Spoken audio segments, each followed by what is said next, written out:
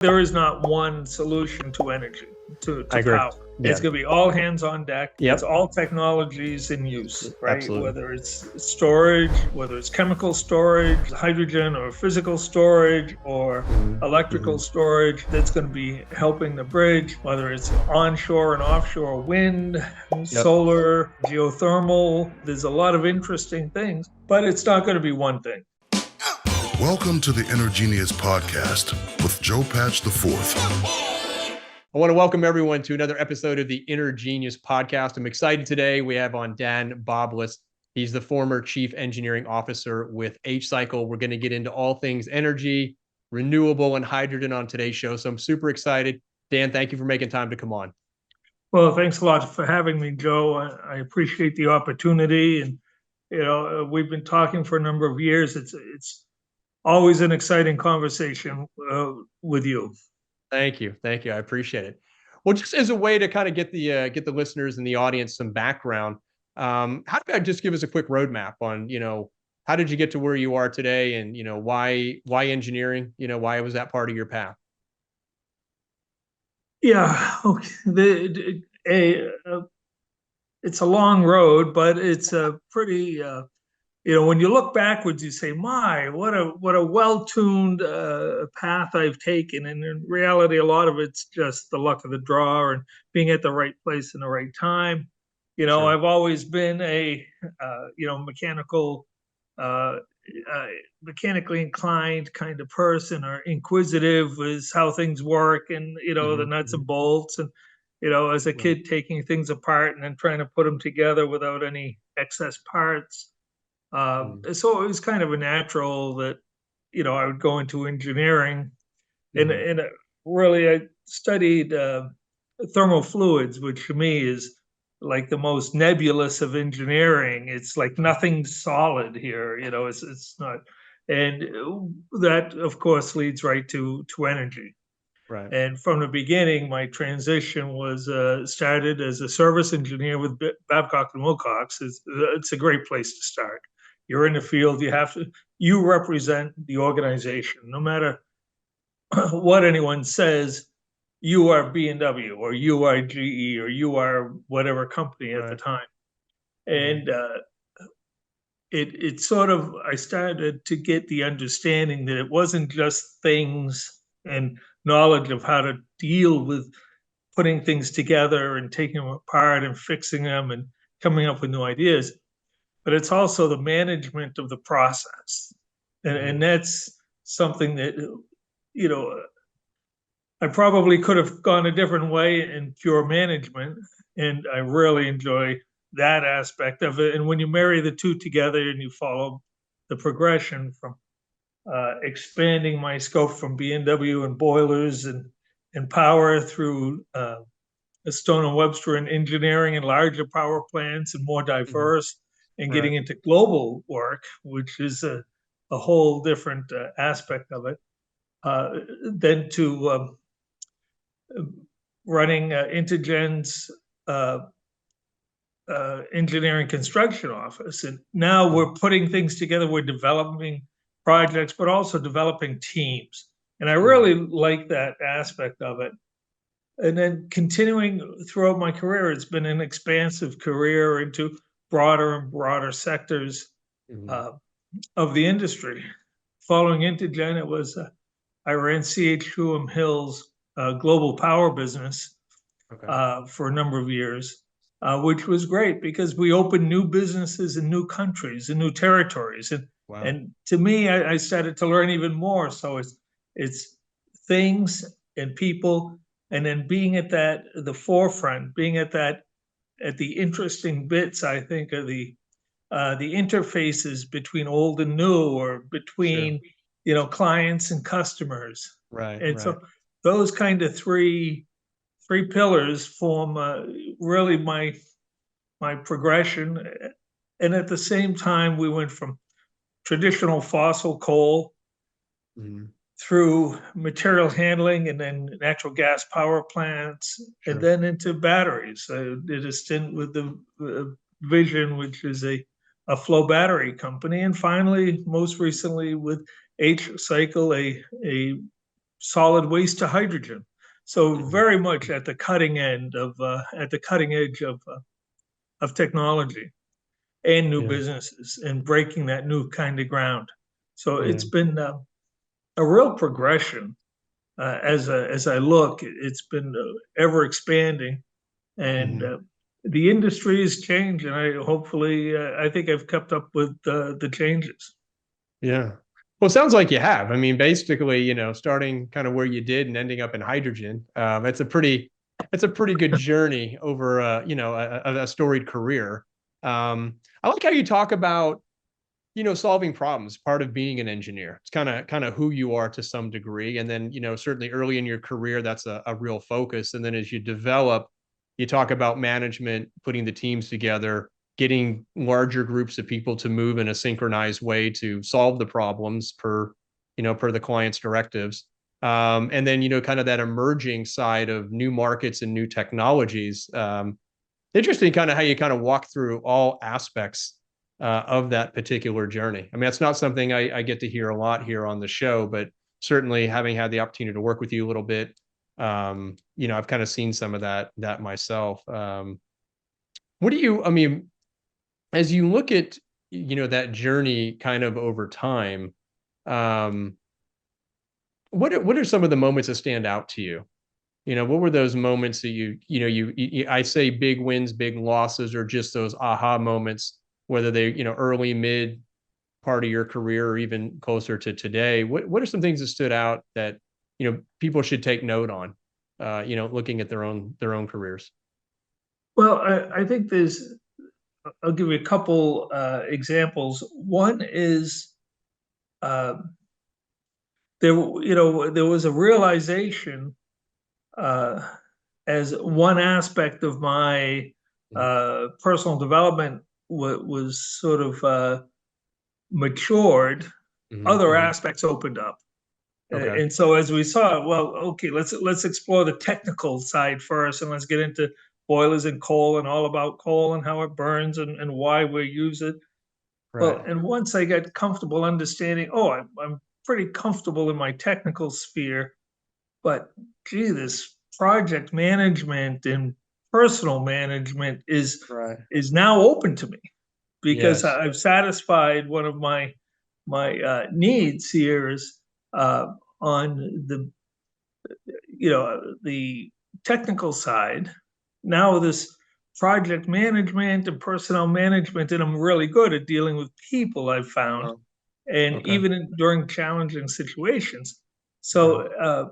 And it was that recognition. Okay, well, so here's another thing or another aspect that opens up, Mm-hmm. and finally, then when I take those, then it became available. Oh, well, here's another thing that I like to do. So, Right. and that Right. I'm good at, and Mm-hmm. that kind of management. So I think it was around it was a mid-career, and I'm guessing it's not an unusual time frame in that kind of 20 years of Okay. activity where you start to say, gee, I've got enough base information on a lot of Right. these different. Here's what I want to go. I don't want to be a technical person. I'd like to be in the managerial executive side. Right. Right. And there was a realization of that's when I really started to manage my Mm-hmm. career. It was like, oh, I can do this. I have the ability. I have not just the ability and the tools, but the opportunity Right. to manage. And one of the things that I use and I advise a lot of people is the power of no. Say, no, Yeah. I don't want to do that. Yes. I know Yeah. I can't do that because I Sure. can, but I can't emotionally or I can't Right. physically. And once you get that understanding, it's okay to say no. Yeah. Yeah. Then you can start to really direct. And so that happened as I started to move into out of project management and into say a little middle management and Mm-hmm. the start of the executive track. Uh, Sure. Sure. so Sure. so um, that was something that um, I really I really understood after the fact And I think it is a turning point, but it couldn't have happened 20 years earlier or 10 years earlier. I didn't have all those tools yet. Right. There were a few other aspects of a couple small things. What I would really realize that I noticed how people were doing things. And for Okay. instance, how we were Mhm. using, it was a Clean Air Act amendment. So we were using manual spreadsheets to do all this other thing, this analysis. And every Mhm. power plant had 3 spreadsheets, and 20 power plants. We had spreadsheets all over the place. Mhm. And I was working on another project with a linear programmer. And I'm thinking to myself, gee, we have to marry these two disparate groups and put these Uh-huh. two together.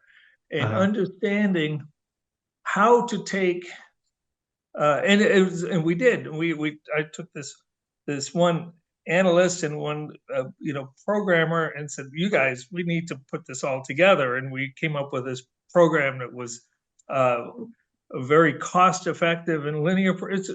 Looking back is very simple, but Sure. I had to find the right two people and the Right. right opportunity to put it together. And we sold a lot of that program, and it led to bigger deals. So Yeah. it got me into this understanding of how to put disparate teams and disparate resources together Uh-huh. to make a cohesive team.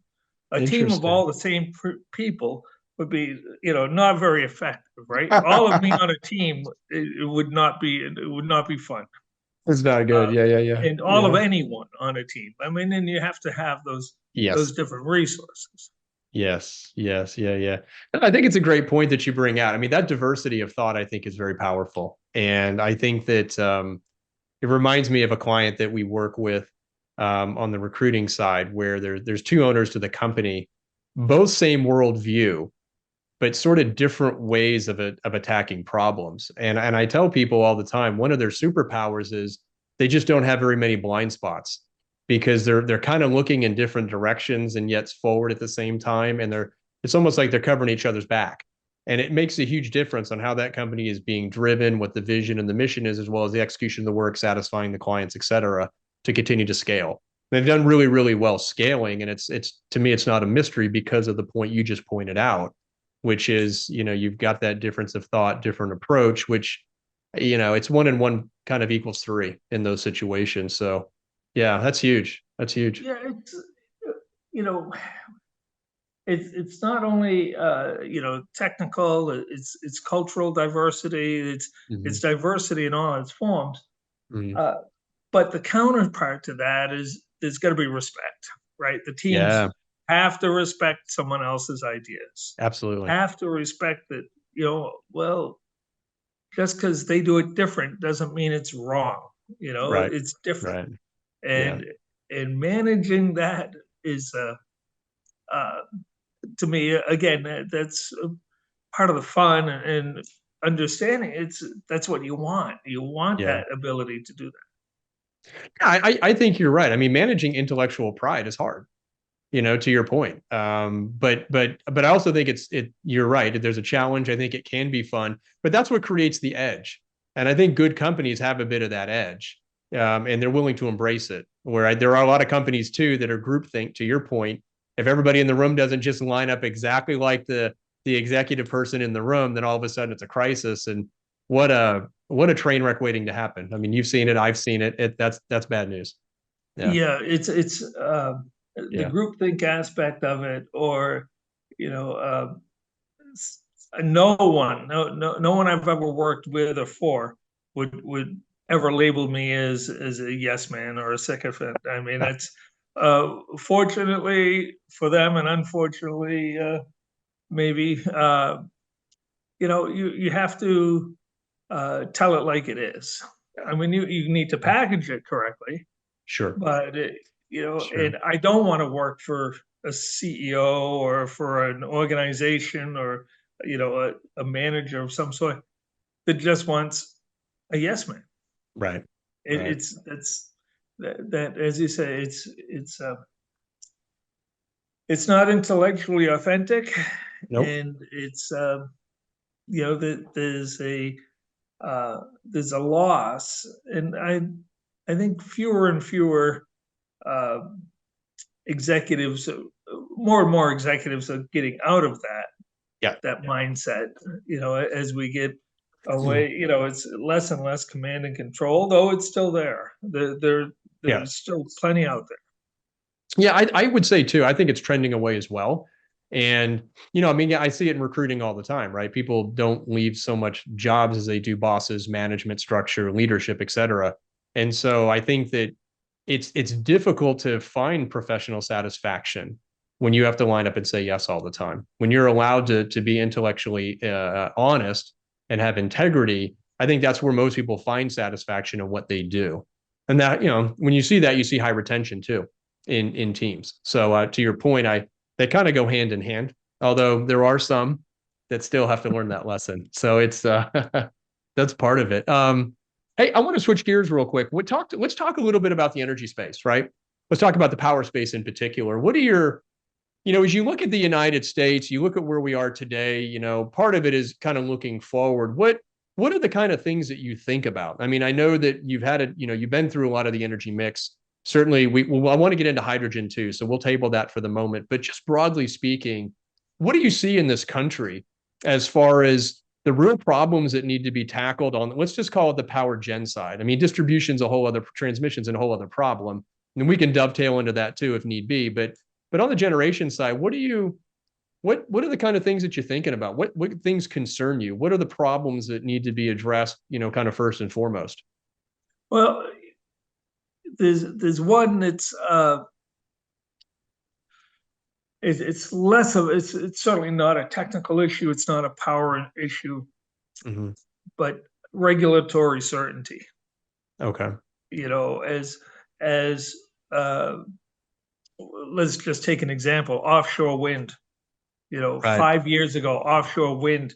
The answer to many prayers, and the East Coast has wind resources that can supply twice the East Coast needs. The East Coast could be a net generator, a net exporter of electricity inland. And then a couple of years ago, well, that market softened greatly. And, it's if we look at other aspects of renewables and even traditional fossil and nuclear, the regulatory uncertainty in generators, we're building 25-year, 40-year assets. These are not 5-year assets. These assets need to have the certainty that once it's licensed, that the regulatory environment, which includes if there's incentives, if there's tax benefits or other incentives that can suggest technologies moving forward, that those are there. Right. So right now, interestingly, we're seeing larger projects, again, base load projects, where carbon capture and sequestration is again coming to the fore, and it's maybe its time is right, but these really are massively costly projects. I mean, so I think having a solid regulatory path allows the industry to solve the problems that we have. Okay. I'm very trusting in the fact that two things. One, there is not one solution to energy, to power, right? I agree. It's going to be all hands on deck. It's all technologies in use, right? Absolutely. Whether it's storage, whether it's chemical storage, it's hydrogen or physical storage or electrical storage, that's going to be helping the bridge, whether it's onshore and offshore wind, solar, geothermal. Now the geothermal is back in the good graces again. There's new projects being developed, and that co-development of geothermal and lithium extraction. So there's a lot of interesting things, but it's not going to be one thing. It can't be one thing. So Mhm. I think, and this ties in somewhat with hydrogen as well. Sure. When we look Mhm. at power and we say, okay, there are not, it's not one thing that's going to save us. It's all the solutions. And Right. how do you establish a regime that allows for all these various solutions? Right. And it doesn't necessarily favor one over the other, but it may support one more today or one Hmm. more visibly than the other. Right. Uh, Right. and that's necessary. I mean, we certainly aren't going to build any more coal plants in the country, and yet there are opportunities which may have sequestration and other uh, uh, technologies that bring coal back to an equivalent low carbon, zero carbon basis. Okay. Okay. No, So it's it's interesting. Yeah. Yeah. Well, I mean, that's the thing too. I mean, technology is kind of improving every day. New things are being invented regularly, and how they impact some of the age-old questions, I think is very interesting as well. And I think what they're going to yield is a different result. Now, was that result going to be technically sound? Is it going to be accepted by the regulatory bodies? Those are the questions that have sort of yet to be answered. But I kind of like the idea of the hope as it relates to the inventiveness of who we are as a people in a country, and how we can apply these ideas on the challenges that we're facing today. I would agree on the power mix. You just you can't throw the baby out with the bathwater. There is no one. We're a country. I think people sometimes forget we're a country that increases its demand load every day. I think some people want to believe it's maybe it's a stable or it's a normalized number, and we can sort of catch up. But it's kind of like we're in a race, and you're chasing down someone who's faster. So if you don't move a little faster than the moving in front of you, you're never going to catch them. Think of a foot race, and that's a real part of, I think, the challenge that we're facing is that as that demand curve continues to increase, solving that problem is always going to be at the forefront. That's going to be the challenge. Yeah, there's interestingly, there's when you talk about that demand, some of that demand, maybe even much of that demand, is created from the use of the fossil fuels that we've been, you know, burning to make electricity for the past 100+ years. Mm-hmm. And as temperatures increase around the world, air conditioning demands increase. Mm-hmm. More so in Europe, but here. But when you look at Europe, older cities that have traditionally not had air conditioning are now being, you know, everything new is air conditioned, and there's a lot of retrofits going on. You'll see the Mm-hmm. same thing as the temperature shifts. We have to accommodate those shifts. Cooling Right. towers aren't as efficient as they were, when the temperatures were colder. Mm-hmm. So Mm-hmm. even Mm-hmm. minor things like that. Yeah. But Yeah. at the same time, LED lights put a much lesser Mm-hmm. cooling load on structures. Absolutely. But you Yeah. don't get that heating effect in the winter.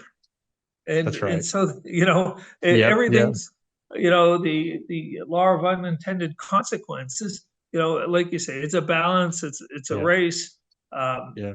but I Yeah. do think technology has the capacity to to keep us at least at the front of the challenge. Yeah. Falling Yeah. behind, we've already globally fallen behind on, We have. limiting temperature rise to 1.5 degrees C, 2 degrees C. That we've already passed that limit, and we're seeing the impacts of it. Uh, but to try and stabilize at least where we are and not Mm-hmm. go backwards as much. I Right. think that's the position that we can get to. Yeah. Yeah. Definitely. One thing, Go ahead. you mentioned the new technologies and the applied of the technologies across the board. Not only do they need to make sense regulatorily, but they need to be profitable. Mm-hmm. They need to make sense financially. And the Yeah. developers got to be able to recover costs, and financiers need to Yeah. be able to recover the investments. Um, and that can be challenging. I mean, so how do you manage that in your opinion? I mean, you've been a part of startups and you know how, shall we say, front and center it is to recapture that investment. And it's a race, right? There's a gamble, no guarantee it's going to pan out. There's 1,000 ways for any of these projects and technologies to go south. We've seen that. So what do you do? I mean, what's the one or two things you got to keep your eye on? Yeah, there is a question as to the use of tax incentives and the use of state and national incentives to promote technologies, Mm-hmm. as well as right now in switching over a little bit into hydrogen. Um, there's a lot of incentives around hydrogen. Uh, Both especially in California, but the West Coast, Yep. the IRA had certain incentives for hydrogen that the incentives are uh, not necessarily related to hydrogen. Some of them are using a living wage, which Mm-hmm. sort of puts you into a union perspective.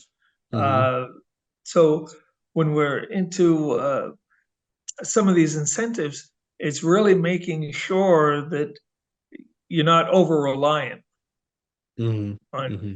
incentives, because in a new administration could make those incentives go away. There's And, total volatility there. Yeah, absolutely. and that's Yeah. that regulatory certainty that is necessary to develop it. Uh, at the same time that the government is providing these incentives, they also have in different groups of the government says, well, we want to drive the cost down, and Yeah. we want to drive the cost down, but the incentives don't cover the premium right now. And Right.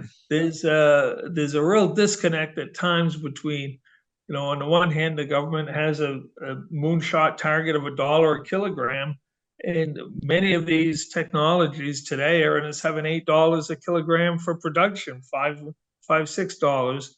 So Right. $3 of incentive doesn't get you to $1 a kilogram. Right. Right. And Right. there's I think as we talk about the teams that you put together, we talked earlier about having this diversity of thought Yep. on teams. Right. Regulators have to do this. They're part of the team as well. And Okay. government, state regulators, and I think that companies like H Cycle have been very effective in openly and fairly working with agencies to say, here's how we do our math, here's how we uh, calculate our CI scores, here's how these incentives impact us, here's Right. how we Right. take advantage of it. So putting that regulatory agency, considering them as part of the team, as an integral part of the team, it can be a challenge depending on the size of the agency, the type, but Sure. making them just another part of the diverse team. So financial and regulatory, regulatory internally, regulatory, the state, local, federal agencies. Right. Right. Right. And that requires some rethinking, I think, on the agency side, on the regulatory side. They we want to use renewable power, and yet some of the restrictions on new renewables Yeah. for the hydrogen incentives, where it has to be new power within 3 years. It has to be time matched within an hour, which is just way too demanding, and that Well, seems to be getting softened. yeah. Yeah. Uh, so it's some of these have gone a little too far, perhaps. At least Yeah. right now. Maybe Hmm. in a number of years there'll be enough power development that's renewable that can support um, the incentive concept of having 24-hour, 1 hour matching on power. But it's an alignment, and it's a respect for all aspects of the thought. Regulators aren't all bad.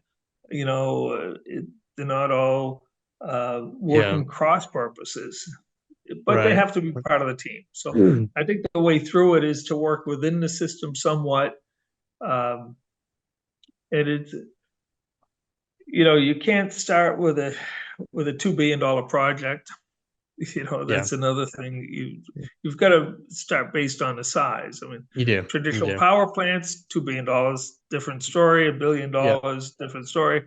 Right. Hydrogen Right. producer it's a different impact. Yeah. Yeah. I think that's a good insight that you give, though.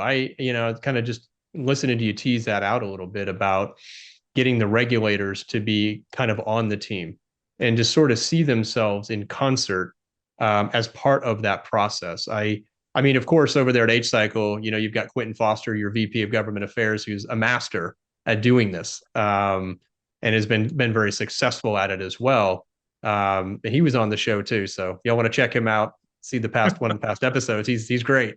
He's But a I great think that's guy. interesting. You bring him into the conversation, and it's the old, you want them to have buy-in. But I think it's that diversity of thought. It's including the concerns that they have and helping them understand there's some economic consequences to all of this. There's not an infinite supply of money. We don't have all the time in the world. We have perhaps some incentives, but at the end of the day, it's got a pencil. And so any sort of pushback that takes you away from it really destroys the opportunity for technology. And another interesting thought too about kind of the political aspect, right? You're thinking more on the federal side, right? Looking at different administrations. And I had someone on here a couple of weeks ago where we had this talk. Carrie Zaleski did a great job.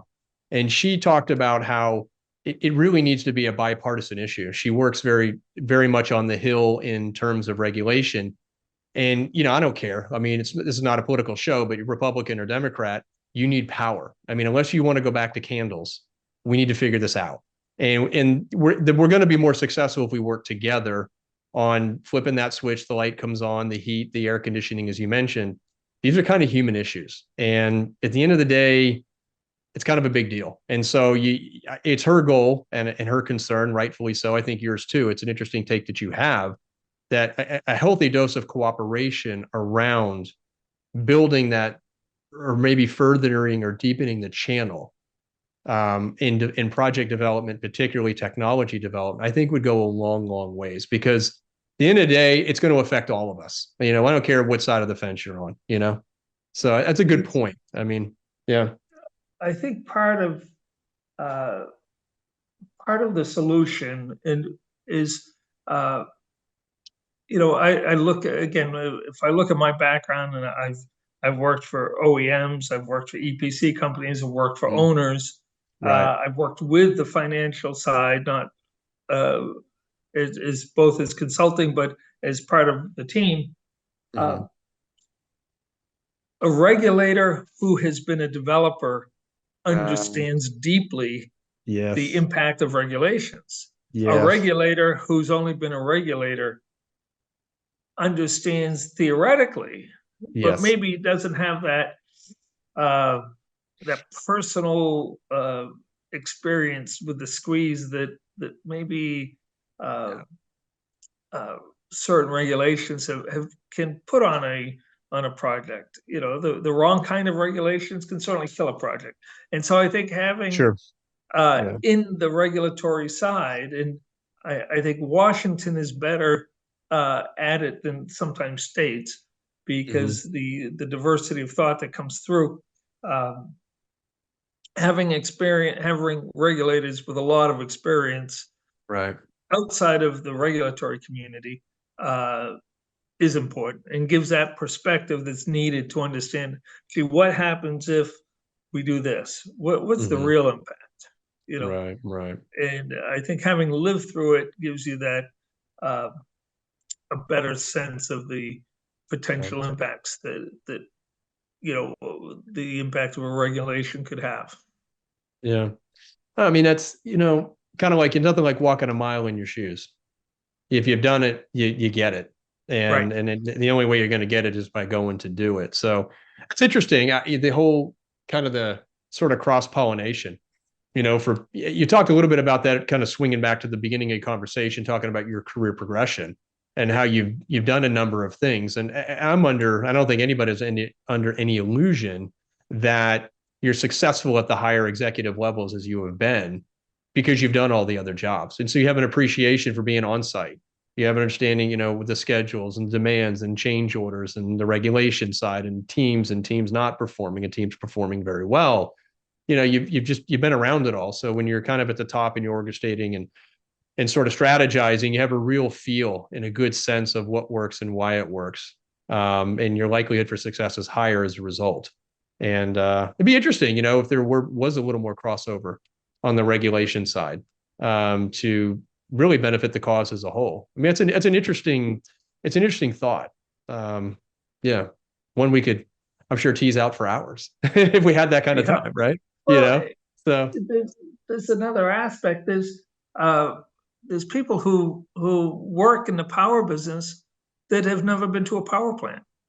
it's crazy, but it's true. And when you bring someone to a power plant that's never been there, it's like, wow, this is what we do. Yes, this is what $1 billion looks like, and this is what 1,500 megawatts looks like, or this is what 15 tons of hydrogen a day looks like. Right. And there's not everyone has to go see a power plant. The tax advisor doesn't need to see the power plant, but once they see it, they say, well, okay, I have a different appreciation for what exactly we're doing. Absolutely. Yeah. No, appreciation is the right word. Perspective. I mean, it changes your thinking. Because it impacts you, right? It can't help but not hit you in some way, right? Some bigger than others, but it's nonetheless, I mean, the impact is certainly real. And one of the go ahead. Yeah, go ahead. No, there's one thought that's been in some of our earlier conversations, is it's not dissimilar, say, with new technology and people that develop new ideas and come up with new ideas, and they have a great concept, and yet there's a difference between having this really good idea and developing it and delivering the project. Yeah. And there's distinct steps along the way. And I've seen historically, people have a good idea and say, well, I'm going to develop it myself. And I'm like, well, that's maybe the wrong road, because you're dealing against, companies that are very embedded in a very mature marketplace that know how to develop this. So it's better if, to work within the organizational framework that we have than trying to go up against the likes of a global power equipment supplier. Absolutely. But even on a new technology, to be able to understand the steps, okay, here's a great idea. It's a really good idea. How do we develop it? How do we, is there a supply chain that supports it? How do we make this first project happen? And getting through what we call the technical valley of death, that first project has to work on the other side. And getting through that transition, it's the same as someone who's never been to a project that their company builds. It's like, oh, well, you need to see the end. You need to understand the big picture. Right. No, it's a huge part of it. I mean, kind of in that same vein, what's your gut sense on hydrogen? As we look at, even this year, but even the next 3 to 5 years, what do you see as technology, likelihood of success, markets that are ripe? Yeah, it's an interesting thing. A year ago, hydrogen was hot. It was things have softened. It seems things have softened quite a bit as the realities of the IRA have come into better focus, and as we understand. I think the hydrogen market, nascent as it is established, and we're heading into that direction. Hydrogen, not necessarily for power generation, though there may be some aspects for it. Hydrogen more as a mobility fuel is probably a much better application. Hydrogen is a great thing to make, and it's a great thing to use. It's a terrible thing to hold on to and to transport, right? It's a slippery, small atom that is very difficult. And so what that sort of says is, well, you should make it locally and use it locally. it's hard to ship. If you ship it around the world, you have to change it into another carrier, into methanol or ammonia, and so there are Okay. costs associated with that.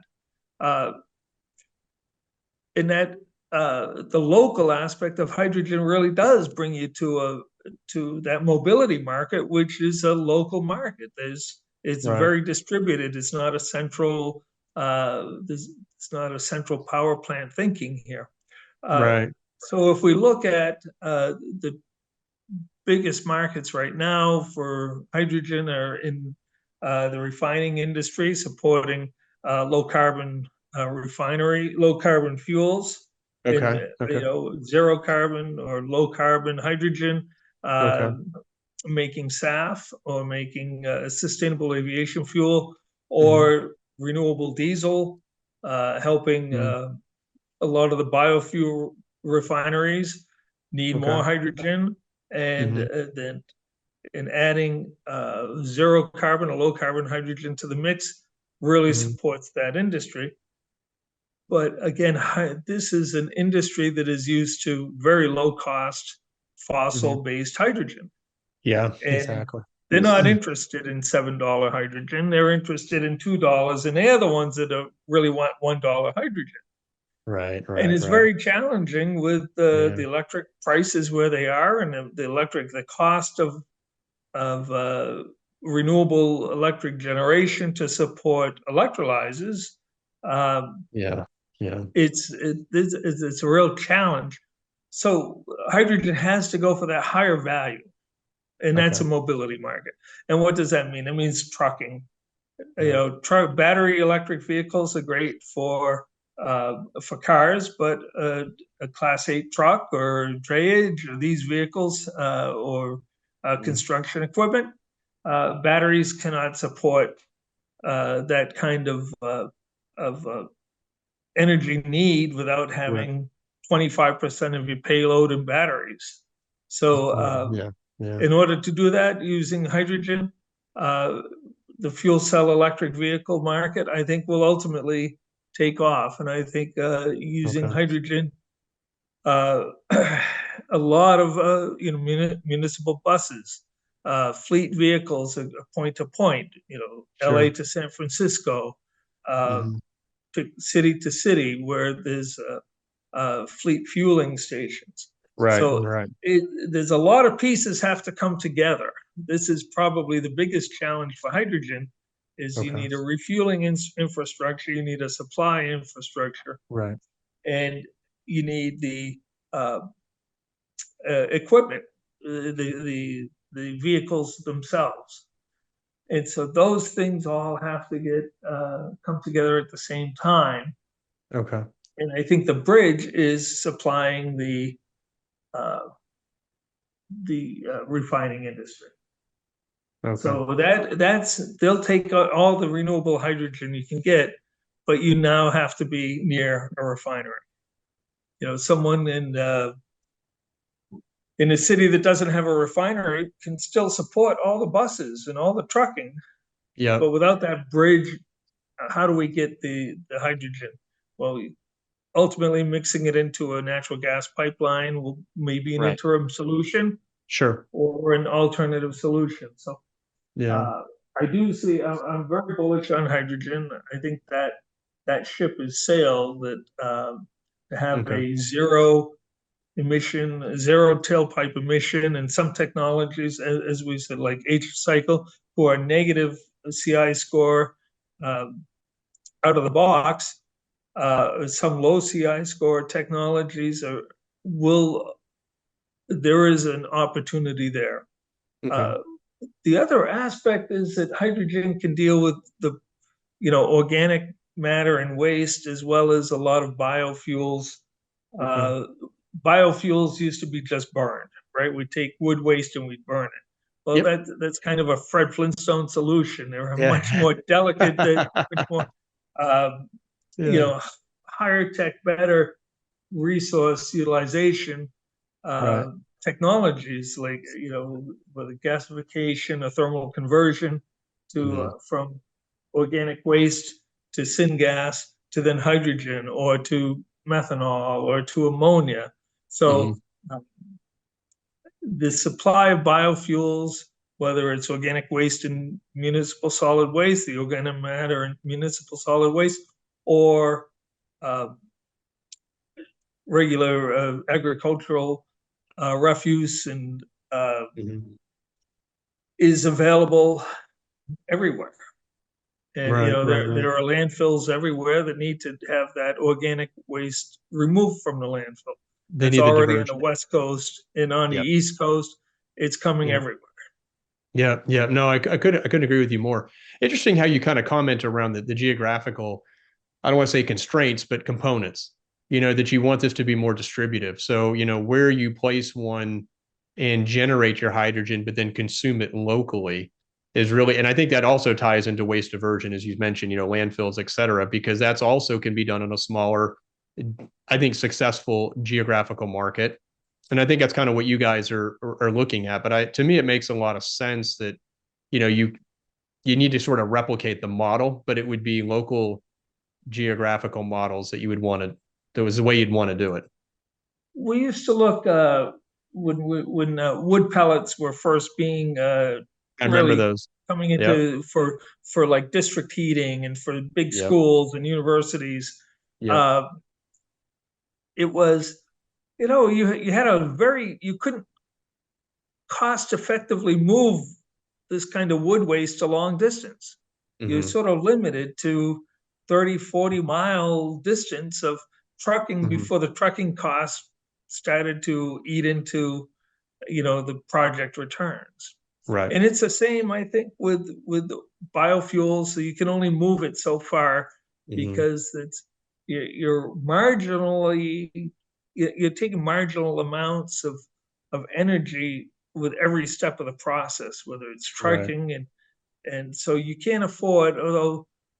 Though Drax in England has been taking shipfuls of wood chips or wood pellets from the United States to England for a number of years, which, to me, that seems a pretty big challenge to move wood Yeah. from the U.S. to England to burn. Right. It's Right. Yeah. No. it's Yeah. not Yeah. quite the model I think we're looking for. Yeah, no, I would agree with you, and that's a big part of it. You can't cannibalize your margins, project returns, throughout the supply chain, if you will, right? I mean, you're gonna hurt yourself. You bring up shipping. I mean, where do you think hydrogen finds a place in marine?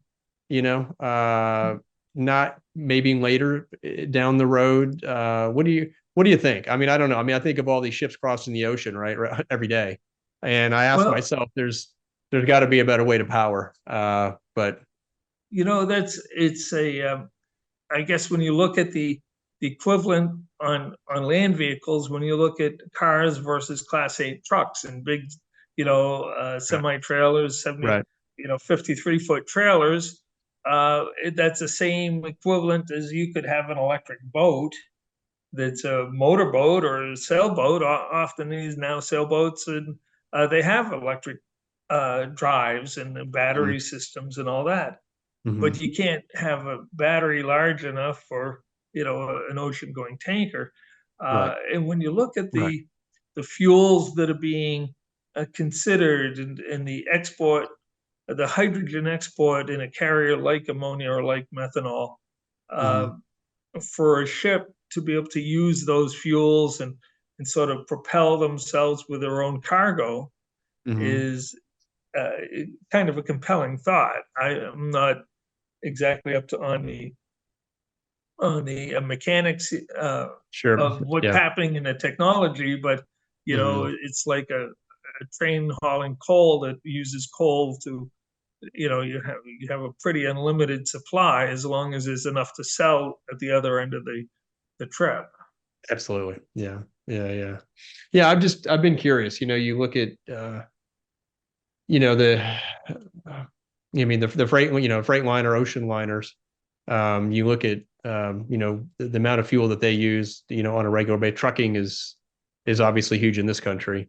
So I mean they're great markets to and I'm sure there's people that are you know uh, totally dialed in on what works, how it works, why, what the economics need to be, et cetera. But just always been curious myself, what we can do to your point, embrace new technology and continue to find more efficient ways to do what we're currently doing. And again, not to slip, to try to stay within a reasonable range of where we need to be on the demand side.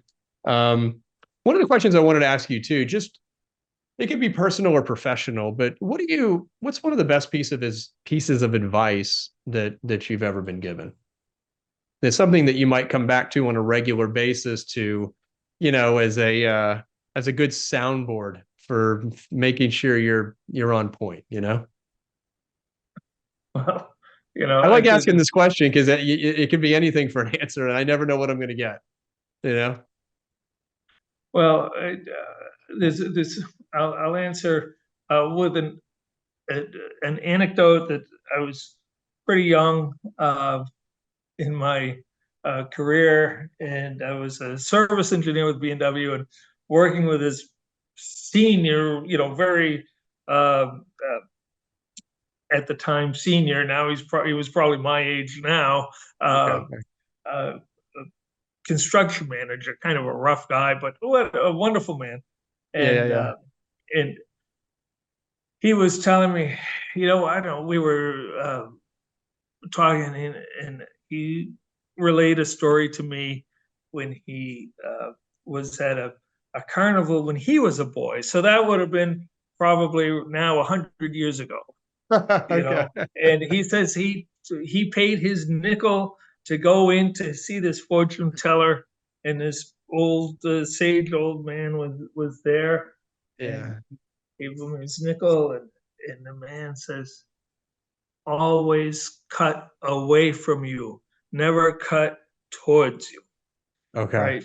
So never point, so I took that, and so he says, I paid a nickel for that advice when I was 7 years old, and I've never forgotten it. And I said, well, Bomer, what's that?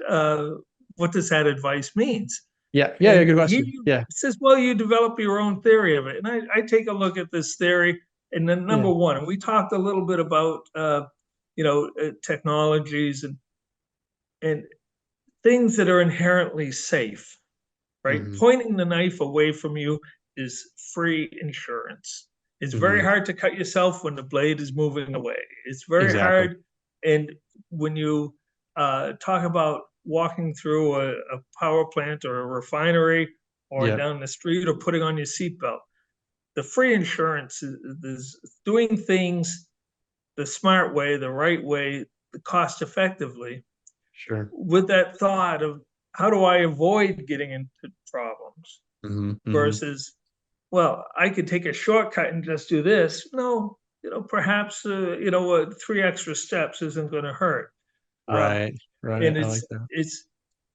I think that metaphor is useful in a lot of things. And it's not just not cutting your tip of your finger off with your knife, or not, stabbing yourself in the chest while your axe slips while you're sharpening it, or whatever. It's really, how do we do this? How do I make the project safer? How do I take this transition with the best possible outcomes, minimizing those potential negative outcomes? Right. And I think, and it's the same whether it's your career, whether it's a project or a company you're working for.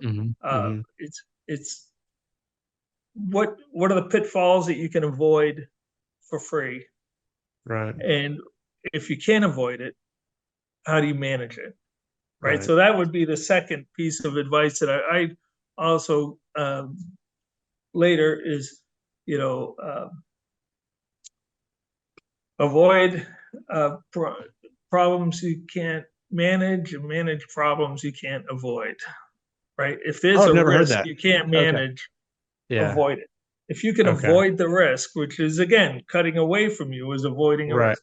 So avoid the risks you can't manage and manage the risks that you can't avoid. So if you can't avoid it, go in full understanding.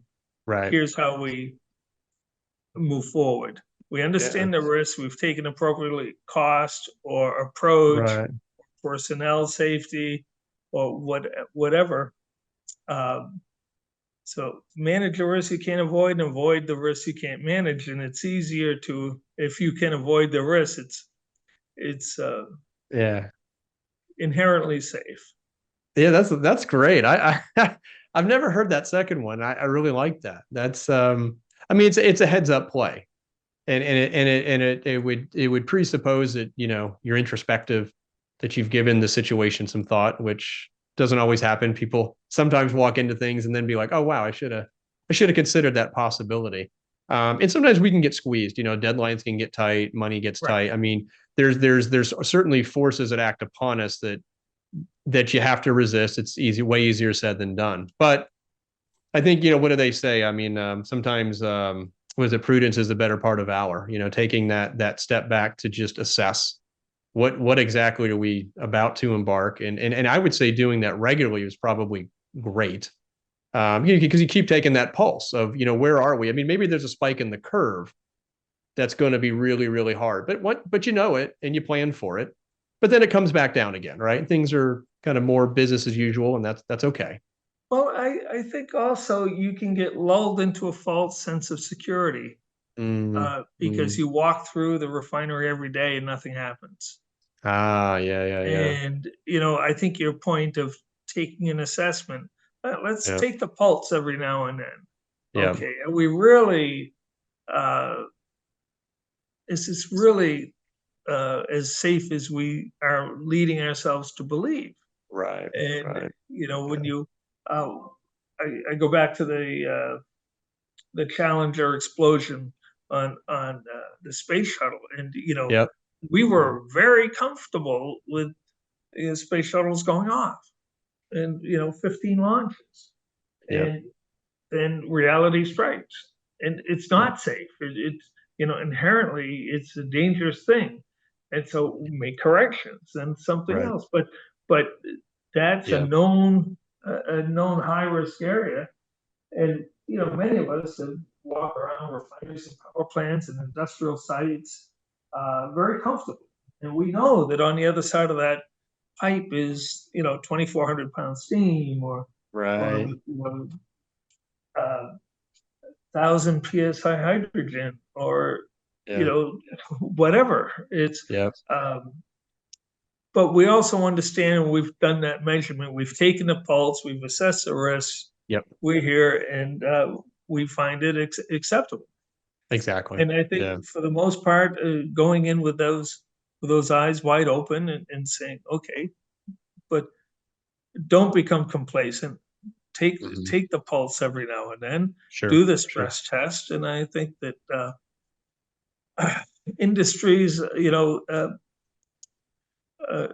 banking industry, finance, we stress test things a lot. I've been through companies where we would put stress the system, whether to see how the internal systems work and react, and you learn a lot. You learn a lot from failures as well as success, and Sure. you probably learn more from failure.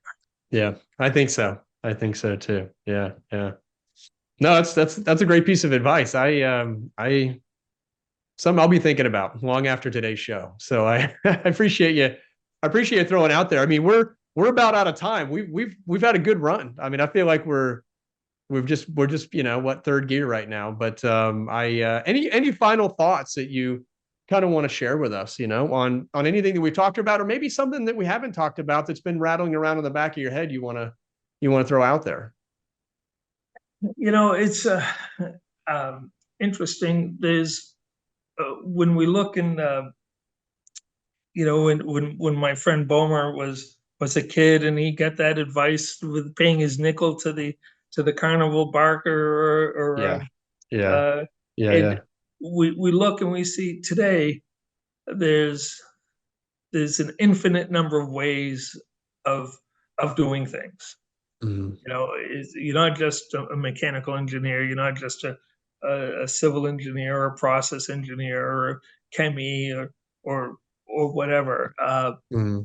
And that the diversity that's become more evident in the systems that we in which we live Mhm. provides opportunity.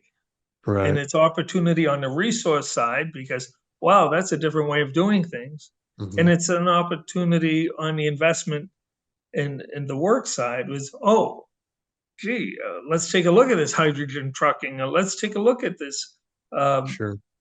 new market that's opened up. And Right. I Right. think that there's, as we talked about complacency in a certain area, I think we need to embrace these new technologies and Mhm. within that concept of having some foresight as to some will be better than others and some will Yep. pan out and some might be a flash in the pan that might come back later. Yeah. But I think that uh,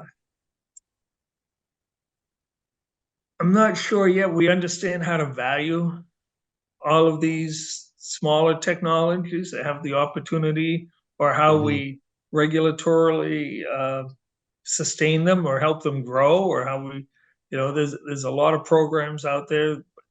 I think that Mhm. there's a lot of just as we talked about diversity in projects and people sitting around a table, Mhm. that same diversity of thought really provides exciting opportunities to solve the current problems we face. So Right. uh, Right.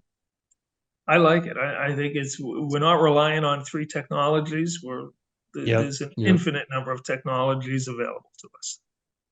Yeah, I mean, it's exciting, right? That's the juice, I think, that keeps that wheel spinning. You're right. Some stuff's going to fall out, but some stuff's going to go stratospheric. Right. And I think that's the fun, right? You can be a part of something that just might light up. And I don't know. I think that's the fun of it. It's the hunt, it's the pursuit, it's the evaluation. You're gonna, yeah, some wins, some losses, but there's something about the wins though when you have them. They're I don't know. It's like they're extra sweet, and I Well, think that keeps you coming back. yeah, it doesn't take long to understand that winning is better. Yeah, yeah, yeah. Winning is always better. So I want to thank you for taking some time to come on today. Being on the podcast, it was awesome having you. Appreciate you, again, making the time, sharing your thoughts, as you always do. So today, that was a lot of fun today. Well, it's been a great conversation, Joe, as always, and I look forward to our continued discussions and interactions. Me as well. Thank you. I appreciate Great. that. I want to welcome. Thank you for everybody tuning in today. I just want to say, look, remember, there's a genius inside of all of us. It's up to you to discover it, harness it, and share it with the world. So the real question always is, what's your inner genius?